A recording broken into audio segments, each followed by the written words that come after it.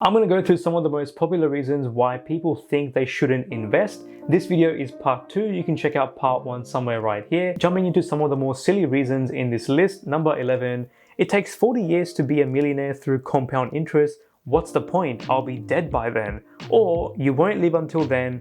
Life is unpredictable. You could die tomorrow. Therefore, don't worry about investing, just spend everything now. A lot of people say things like this, but then they don't suggest an alternative. Given we live in a modern world, there is a decent chance that you will have a pretty good life expectancy.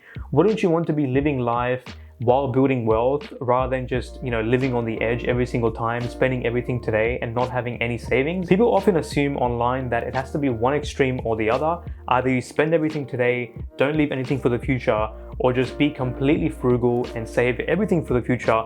It doesn't have to be anything like that. It can just be a balance. Balance is the main word there, but if only people took the time to consider these things, it would be so much more better. Based on how you invest and who you invest with, either your partner as well, it could take half as long. It could take 20 years, 15 years, but if only people actually considered the original thought rather than just dismissing it straight up. Number 12, the stock market is a pyramid scheme, therefore I'm not going to invest. Apparently some people think that the stock market is a scam and it's the same as a multi-level marketing company, which is obviously very wrong. The stock market is made up of thousands of actual businesses that have customers, investors, and employees behind them. These companies have to regularly report their earnings, any changes to their business, to their investors, quarterly and pretty regularly, and it's all very transparent compared to those multi-level marketing companies, which are almost always private. Probably 90% of them are private, and they're quite sketchy sometimes, and most people who join these MLM companies end up losing money. So there you go. Number 13, I don't want to invest because it's unethical to invest. Now, I don't even know where people come up with this sort of stuff, but there are ways to invest these days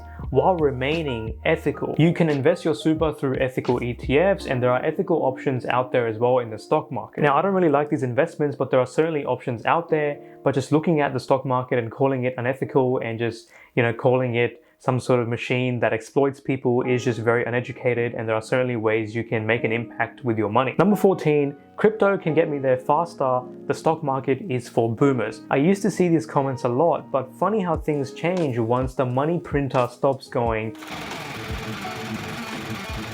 But on a real note, yes, theoretically crypto can get you there faster, but it can also be the biggest hindrance to your investment returns as well. Crypto carries huge risk, more risk than stocks, and crypto is largely unproven. I'm not saying don't look at crypto, but just consider other options as well. Obviously, if you look at the graphs of most crypto these days, they are trending down, and not down by 30%. We're talking double that, 60, 70, 80%. A lot of projects have crashed.